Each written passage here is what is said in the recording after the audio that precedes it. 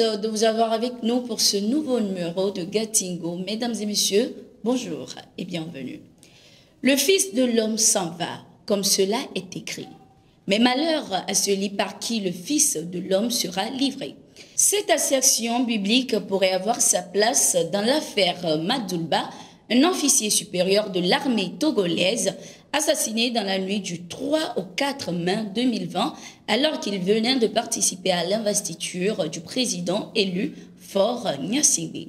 3 ans après le meurtre de l'ex-chef-corps du 1er bataillon d'intervention rapide à Lomé, les enquêtes ouvertes ont rendu leur verdict, mais les résultats sont classés sous secret défense selon nos confrères de togoactualité.com. Selon la même source, les suspects de ce crime pourraient être jugés à huis clos devant un tribunal militaire. Le récent rattachement du ministère des Armées à la présidence de la République, les derniers remaniements et les arrestations au sein des forces armées togolaises en disent plus.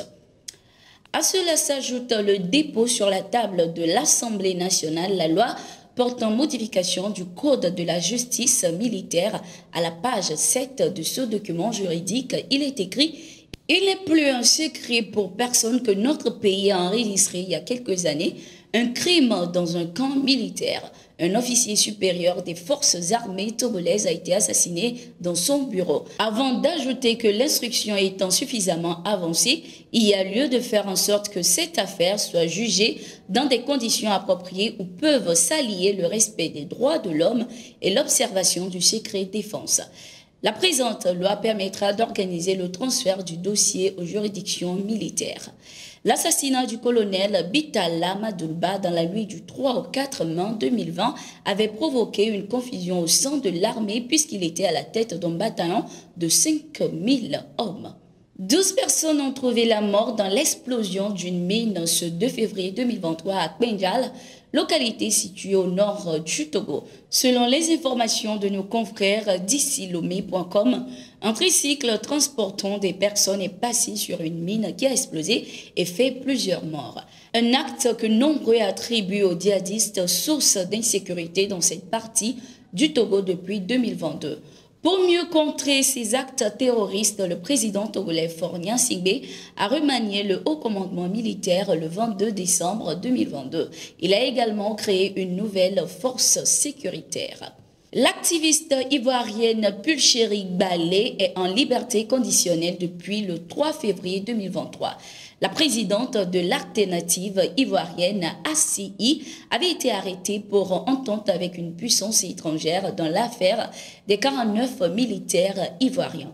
Le procureur de la République, Richard Adou, avait signifié que l'activiste s'était lancé dans un combat de dénigrement de l'action du chef de l'État Alassane Ouattara et son gouvernement dans la gestion du conflit qui opposait la Côte d'Ivoire au Mali dans l'affaire des 49 soldats qui étaient détenus à Bamako.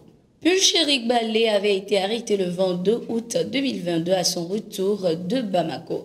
La militante de la société civile proche de l'opposition ivoirienne avait été remise en liberté avant d'être arrêtée de nouveau pour être relâchée sous condition ce 3 février 2023.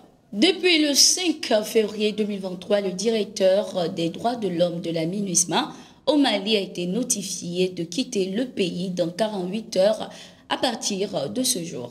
Informée de cette décision par les autorités de la transition malienne, la mission multidimensionnelle intégrée des Nations Unies pour la stabilisation au Mali, MINUSMA, regrette la mauvaise nouvelle. Toutefois, elle réaffirme son engagement à continuer à œuvrer en toute impartialité à l'exécution de son mandat en matière de promotion et de protection des droits de l'homme qui constitue une composante importante des efforts de la stabilisation au Mali. La MINUSMA reste attachée à une collaboration franche et transparente avec les autorités maliennes en vue de la création des conditions les plus favorables qui soient pour la pleine mise en œuvre de son mandat en appui au peuple malien, précise l'institution. Le ministre des Affaires étrangères de la Russie, Sergueï Lavrov, est arrivé à Bamako, au Mali, ce 6 février pour une visite de travail de 48 heures. Pour les autorités maliennes de la transition, cette première visite du diplomate russe est un choix politique visant à élargir et diversifier ses partenariats.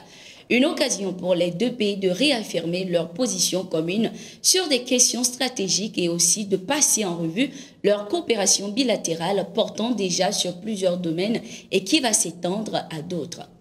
Cette visite permettra de renforcer le dialogue politique de haut niveau entre les deux pays et de renouveler l'engagement mutuel de consolider le partenariat stratégique en faveur de la paix, de la sécurité et du développement. Une rencontre bilatérale entre les deux ministres suivie d'une séance de travail élargie aux deux délégations, une conférence de presse, un déjeuner de travail et une audience auprès du président de la transition, le colonel Assimi Goïta, sont au programme de la visite, a précisé le communiqué du ministère des Affaires étrangères et de la coopération internationale malien. Cette visite revêt un caractère historique dans le cadre des relations entre les deux pays. Elle fait suite à celle d'Abdoulaye Diop, ministre des Affaires étrangères malien en Russie, il y a un an. Ces derniers mois, ces deux pays ont renforcé leur partenariat dans divers domaines. Plusieurs équipements militaires ont été livrés par Moscou pour renforcer l'arsenal militaire des forces armées maliennes. Selon les informations, ce déplacement s'inscrit dans le cadre d'une grande tournée africaine préparatoire du sommet Russie-Afrique prévu en juillet prochain à Saint-Pétersbourg. Nous sommes arrivés à la fin de ce numéro de Gatingo. Merci d'être resté avec nous. Nous sommes en continu sur nos différentes plateformes et sur notre site d'information, le www.toafrica.com.